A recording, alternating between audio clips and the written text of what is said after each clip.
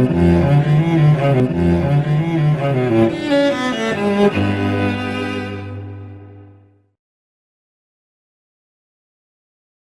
starting point when it comes to the consideration of any issue relating to free speech is my passionate belief that the second most precious thing in life is the right to express yourself freely.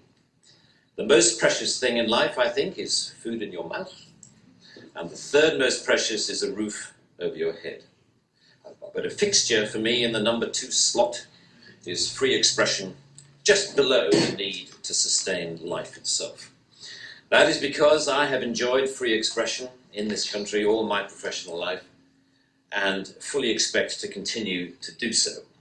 Personally, I suspect highly unlikely to be arrested for whatever laws exist to contain free expression because of the undoubtedly privileged position that is afforded to those of a high public profile. So my concerns are less for myself and more for those more vulnerable because of their lower profile. Like the man arrested in Oxford for calling a police horse gay, or the teenager arrested for calling the Church of Scientology a cult, or the cafe owner arrested for displaying passages from the Bible on a TV screen. When I heard of some of these more ludicrous offences and charges, I remembered that I had been here before in a fictional context. I once did a show called Not the 9 O'Clock News some years ago, and we did a sketch where Griff Rhys-Jones played Constable Savage, a manifestly racist police officer to whom I, as his station commander, is giving a dressing down for arresting a black man on a whole string of ridiculous, trumped up and ludicrous charges. You want to see me, sir? Ah, Constable Savage. Come in, shut the door. Now then, Savage, I want to talk to you about some charges that you've been bringing lately. I think that perhaps you're being a little overzealous. Which charges do you mean, then, sir? Well, for instance, this one. Loitering with intent to use a pedestrian crossing. Savage, maybe you're not aware of this, but it is not illegal to use a pedestrian crossing. Neither is smelling of foreign food an offence. You sure, sir? Also, there is no law against urinating in a public convenience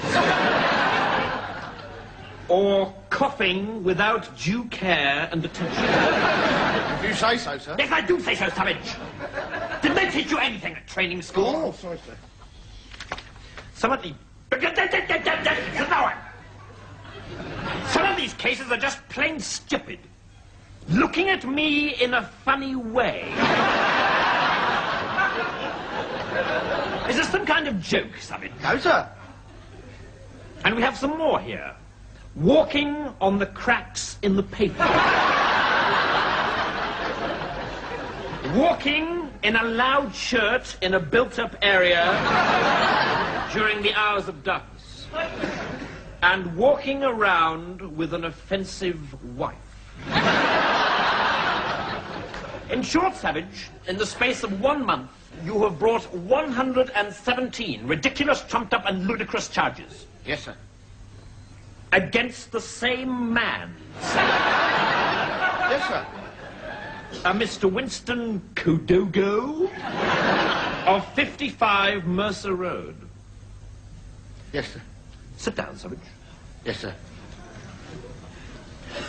Savage, why do you keep arresting this man? He's a villain, sir. A villain? And a jailbird, sir. I know he's a jailbird, Savage. He's down in the cells now. We're holding him on a charge of possession of curly black hair and thick lips.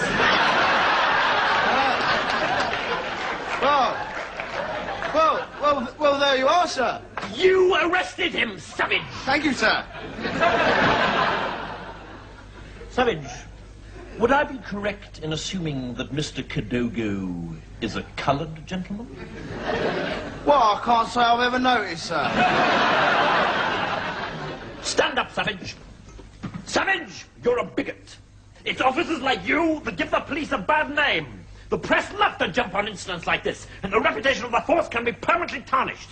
Your time on duty is dominated by racial hatred and petty personal vendettas.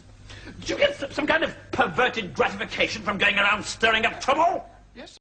The charges for which Constable Savage arrested Mr. Winston Kadogo of 55 Mercer Road were these: walking on the cracks in the pavement, walking in a loud shirt in a built-up area during the hours of darkness, and one of my favourites, walking around all over the place. He was also arrested for urinating in a public convenience and looking at me in a funny way. Who would have thought that we would end up with a law that would allow life to imitate art so exactly?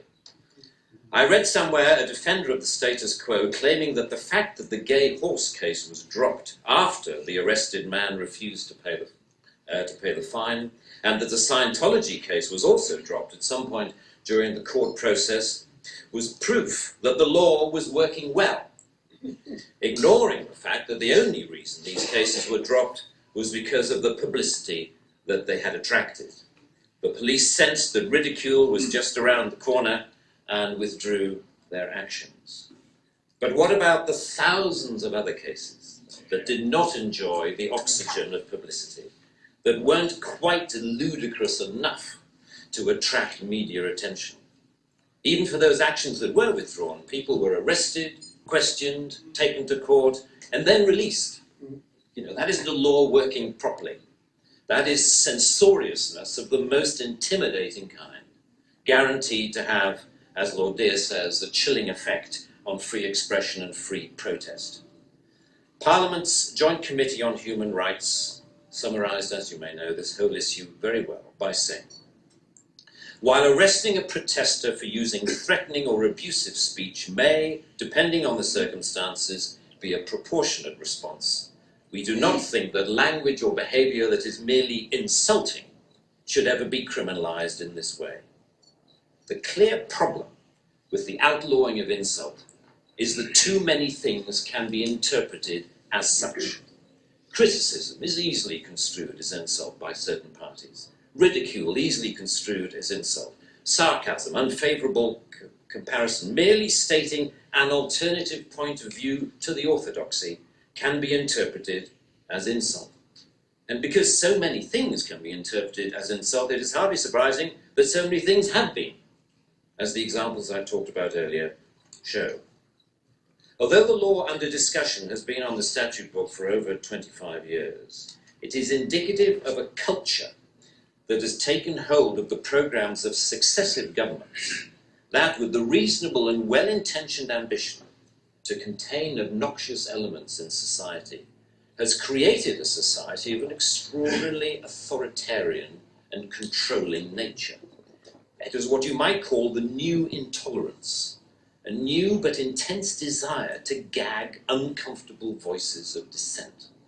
I am not intolerant, say many people, say many softly spoken, highly educated, liberal-minded people. I'm only intolerant of intolerance. And people tend to nod sagely and say, oh yes, wise words, wise words. And yet if you think about this supposedly inarguable statement for longer than 5 seconds, you realise that all it is advocating is the replacement of one kind of intolerance with another, which to me doesn't represent any kind of progress at all. Underlying prejudices, injustices, or resentments are not addressed by arresting people. They are addressed by the issues being aired, argued, and dealt with, preferably outside the legal process. For me, the best way to increase society's resistance to insulting or offensive speech is to allow a lot more of it. As with childhood diseases, you can better resist those germs to which you have been exposed. We need to build our immunity to taking offence so that we can deal with the issues that perfectly justified criticism can raise. Our priority should be to deal with the message, not the messenger. As President Obama said in an address to the United Nations only a month or so ago, laudable efforts to restrict speech can become a tool to silence critics or oppress minorities. The strongest weapon against hateful speech is not repression, It is more speech. And that's the essence of my thesis, more speech. If we want a robust society, we need more robust dialogue, and that must include the right to insult or to offend. And even if, as Lord Deere says, the freedom to be inoffensive is no freedom at all. The repeal of this word in this clause will be only a small step, but it will, I hope, be a critical one in what should be a longer-term project to pause and slowly rewind a creeping culture of censoriousness. It is a small skirmish in the battle, in my opinion, to deal with what Sir Salman Rushdie refers to as the outrage industry. Self-appointed arbiters of the public good, encouraging media-stoked outrage to which the police feel under terrible pressure to react. A newspaper rings up Scotland Yard. Someone has said something slightly insulting on Twitter about someone who we think a national treasure. What are you going to do about it? And the police panic and they scrabble around and then grasp the most inappropriate lifeline of all, Section 5 of the Public Order Act, that thing where you can arrest anybody for saying anything that might be construed by anyone else as insulting. They don't seem to need a real victim. They need only to make the judgment that somebody could have been offended if they had heard or read what has been said, the most ludicrous degree of latitude. The storms that surround Twitter and Facebook comment have raised some fascinating issues about free speech, which we haven't really yet come to terms with. Firstly, that we all have to take responsibility for what we say, which is quite a good lesson to learn. But secondly, we've learned how appallingly prickly and intolerant society has become of even the mildest adverse comment. The law should not be aiding and abetting this new intolerance. Free speech can only suffer if the law prevents us from dealing with its consequences. I offer my wholehearted support to the Reform Section 5 campaign. Thank you very much.